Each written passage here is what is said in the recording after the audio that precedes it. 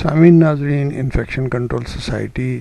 آپ کی صحت کے لیے، آپ کی آگاہی کے لیے اور آپ کو بیماریوں سے بچانے کے لیے مضامین آسان زبان میں آپ کی سماعت کے لیے پیش کرتی ہے، جس سے آپ فائدہ اٹھا کر اپنی فیملی کو، اپنے مسائل کو کم سے کم کر سکتے ہیں۔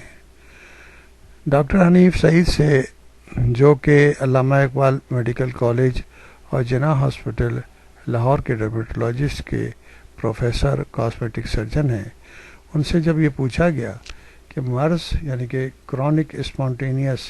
ارٹیکریے کی شرح مرد اور خواتین میں کس میں بلند ہے،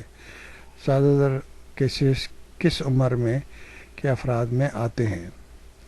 تو انہوں نے بتایا ہے کہ اس مرض کی شرح مرد اور خواتین دونوں میں تقریباً یکساں ہیں۔ عام طور پر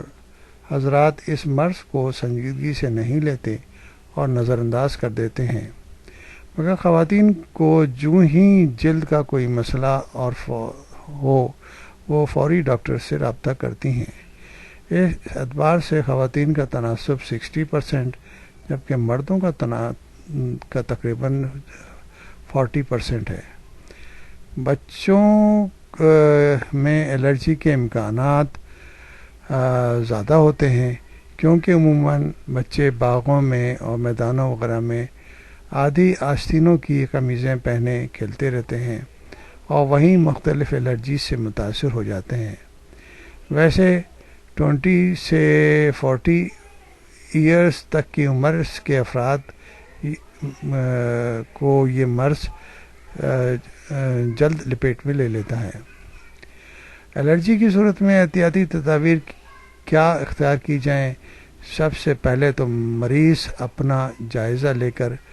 اسے الرجی کس چیز سے ہو رہی ہے اور پھر فوری طور پر اس شے کا استعمال یا اس سے قربت ترک کر دے، پھر کسی ماہر معالج سے رجوع کیا جائے۔ علاج کے لیے اسٹیرائڈز کا استعمال مفید ہے یا نہیں؟ ایک معالج کی اولین کوشش تو یہی ہوتی ہے کسی اینٹی الرجی سے مرض پر قابو پا لیا جائے، لیکن اگر سانس کی نالی متاثر ہونے لگے اور مرض بھی ناقابل برداشت ہو جائے تو پھر اسٹیرائڈز دیے جاتے ہیں۔ نیز اگر ہونٹوں، آنکھوں اور زبان کی سوجن میں کمی نہ آ رہی ہو تو بھی اسٹیرائڈز کا ہی سہارا لیا جاتا ہے، مگر واضح رہے کہ اسٹیرائڈ سے کہیں زیادہ حیاتیاتی اور ادویہ بہتر اور محفوظ ہوتی ہیں۔ عموماً مریض کن علامات کے ساتھ آتے ہیں؟ اگر دیکھا جائے تو زیادہ تر مریضوں کو شدید خارش کی شکایت ہوتی ہے، جسم پر سرخ رنگ کے نشانات ابھر رہے ہوتے ہیں، اور اگر مرض شدت اختیار کر چکا ہو تو یہ حالت ہوتی ہے کہ جہاں ایک سرخی مائل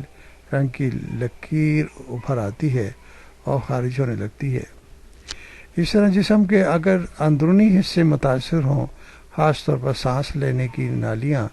تو ان میں سوجن آ جاتی ہے، ان میں رطوبتیں جمع ہونے شروع ہو جاتی ہیں، ان رطوبتوں کی وجہ سے اور سانس کی نالیوں میں سوجن کی وجہ سے سانس لینے میں تکلیف پیدا ہوتی ہے۔ تو اس کنڈیشنز کے اندر مریض کو فوری طور پر ہاسپٹل یا کسی اچھے ماہر اور فزیشین سے رجوع کرنا چاہیے